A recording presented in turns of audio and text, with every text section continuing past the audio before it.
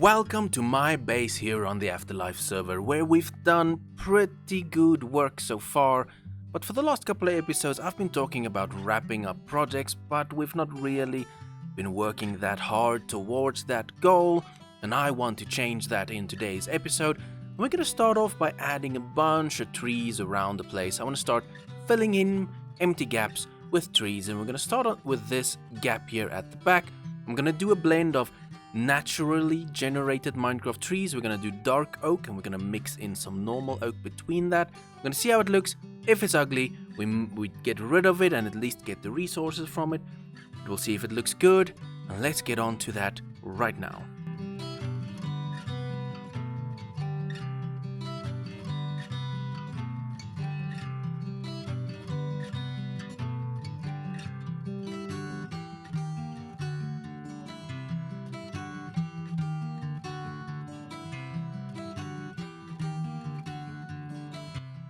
Now that the trees are in, we need to evaluate if it actually works for the area, and coming in from this side, I do like how it fills up the line of sight up there, but the one concern I have is my existing trees are stripped dark oak with birch leaves, and that's a little bit more vibrant at the back. I don't really think it makes that much difference, and it will be that distracting. So far so good. These trees definitely fill in the space. It's still a lot empty. I want to go through and add here and there some brown concrete powder, some coarse dirt and carpet so we can add lighting, but just very lightweight. I kind of just terraform the ground a tiny bit.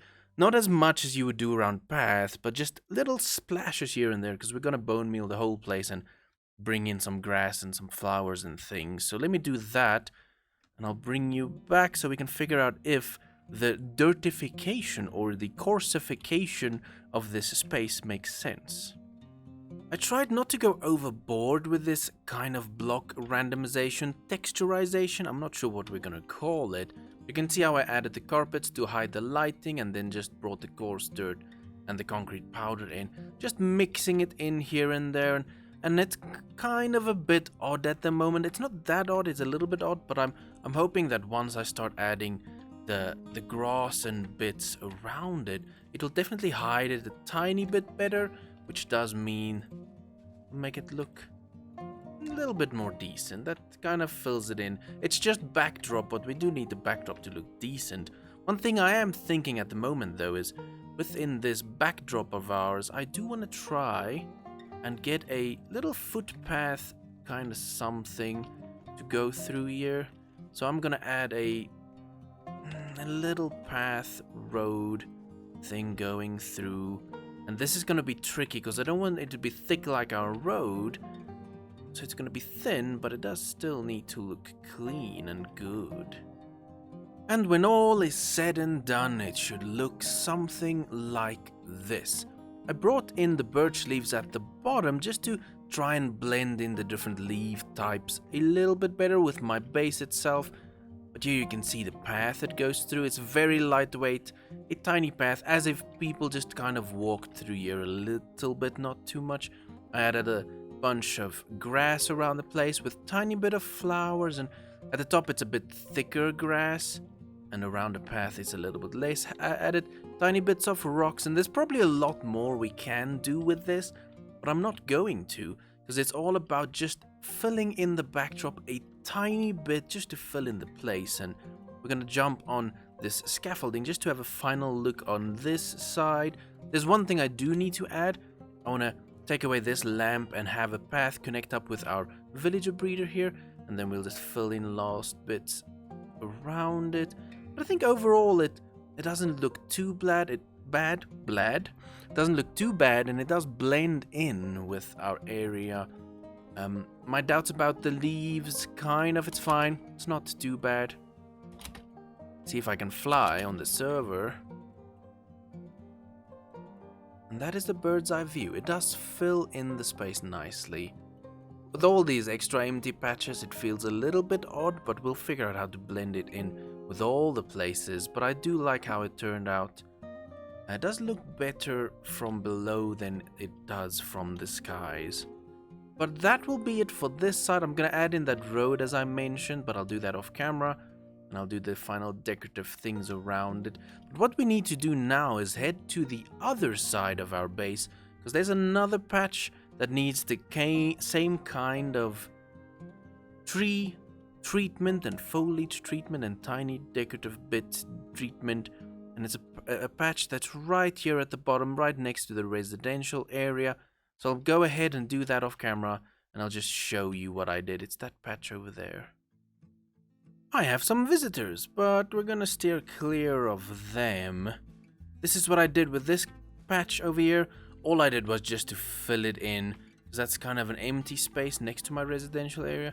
You can see I used the same method. I did light up a little bit of it. I didn't go too far into that kind of forest, because we probably won't be traveling there that much. I will light up around the residential area a little bit. You can go a tiny bit closer. Let's go up on this side. You can get a glimpse of it from this side. It's definitely coming together, is what I'm trying to say. When you look up close, maybe it's not the best, but it's not a place we're gonna look up close. This last bit over here, we will wrap up once we know what we're doing on this side for our residential area, which is another place that we need to wrap up at some point. I'm not the greatest at building houses, so we will get to that. And we need to figure out lighting throughout our whole base. Some patches where we haven't really figured it out yet. But the last thing I do want to do for this tree terraforming stuff is to figure out what we can do on that side. Because if you look at it, it's just a flat, empty piece of land. Originally, I thought of having an industrial area on this side, but all my farms that I really want already exist on other spots, so I'm not gonna build any more buildings on this side. So what I'm thinking is I'm gonna use a kind of leaf something to separate my base from the rest of the world, and then we just need to terraform or landscape rather a little bit, maybe add a couple of rocks and then a couple of probably just birch trees just to fill things in, because it is changing over to a birch kind of location.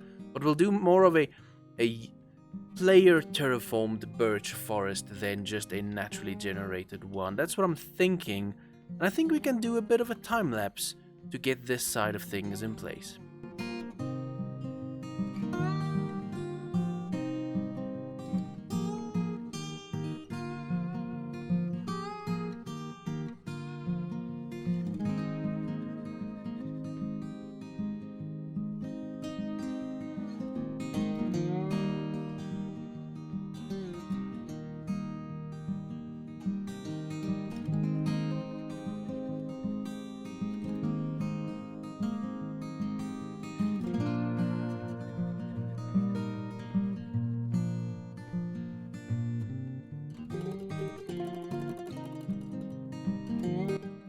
I decided to wrap up all the landscaping things I wanted to do in that little bit of a time lapse, and as you can see at the back, this little birch wood forest I added in definitely fills in the space, and having this filled in feels good. And we can take a bit of a fly. And see, I didn't do too much to it, but it's just backdrop fill in. There's more I can do on that side. But back here at the market space, I did fill this in on that side, and we also built this little pathway going to the village breeder. These trees definitely fills in the space and does give it that complete feeling. I am very happy with how all of this is turning out. But that is all I'm gonna do at my base for now. I'm kind of over this kind of landscaping and decorative bits. I did see Mr. Tinkfro is online. Now, unfortunately, he can't jump on a call with us. Let's go to his base, and as a last thing for this episode, let's go explore and see what he has built. Just by looking at that already, you can see how magnificent this is. This is absolutely one of my favorite gardens I've ever been in, because it looks so good from the skies. We're just gonna walk through real quick, just as you do on the floor level, so that you can see how it would look if you walk around. I love these little mini blocks, and these beacon shrine thingies also look great, and then you reveal the building itself.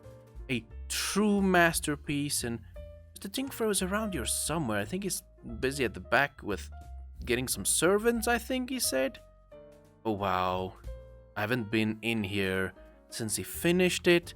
I try to avoid things for a little bit until they are close to being finished, but this is kind of a museum for blocks and things from the afterlife, and we're not going to look at every individual thing. If you want to do that, make sure to check out Tinkfro's channel. It will be linked in the description below with all of the other members. You can check out their work as well.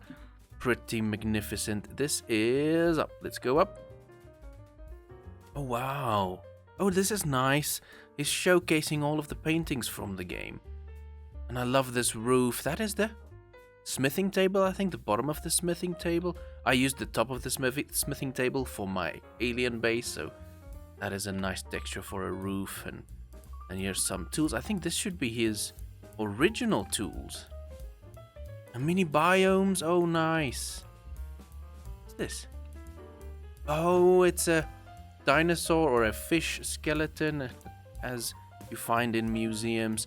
This is such a lovely place, and something upstairs. Can I go up more? Is there more space up there?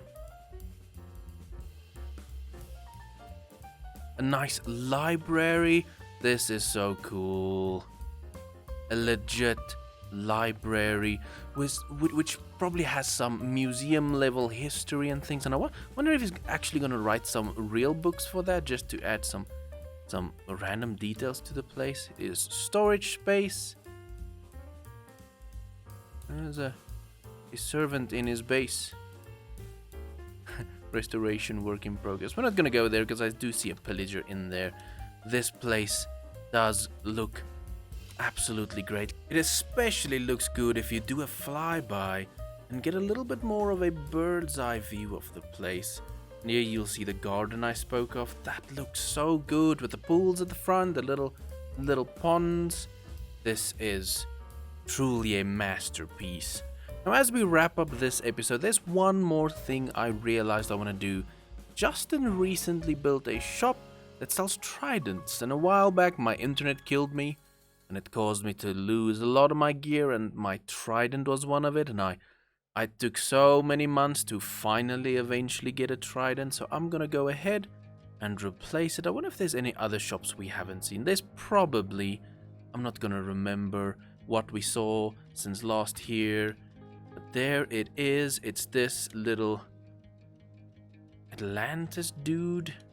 It's a face in the ground, and this should have a trident for us. Let's see if he has some more stock.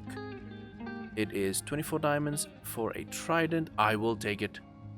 Loyalty, unbreaking, impaling, loyalty. So loyalty, it comes back.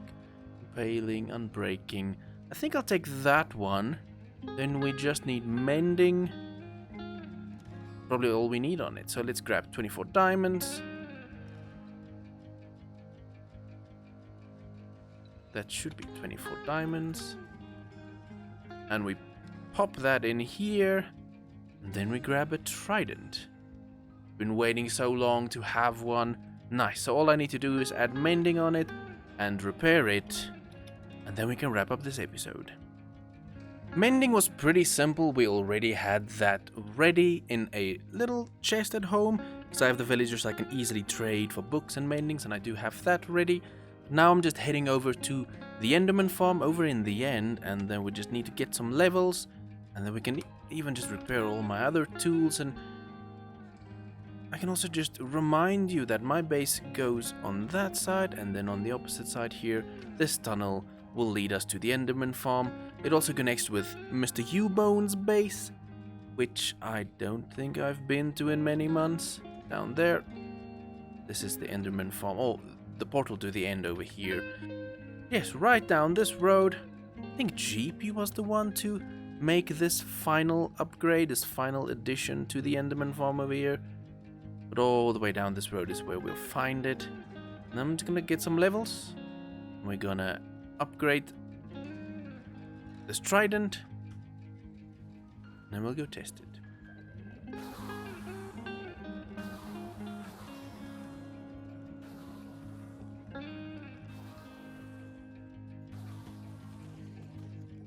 I am so happy to have a trident back. It's my favorite weapon in the game. Not the most efficient, obviously a bow is most likely better, but I just like how epic and strong you feel when you murder all the mobs and things with a trident. I love it. But yes, as I mentioned, that is going to do it for this episode. We at least have a new trident, and we did a lot of landscaping around the base just to start filling things in and getting things to wrap up.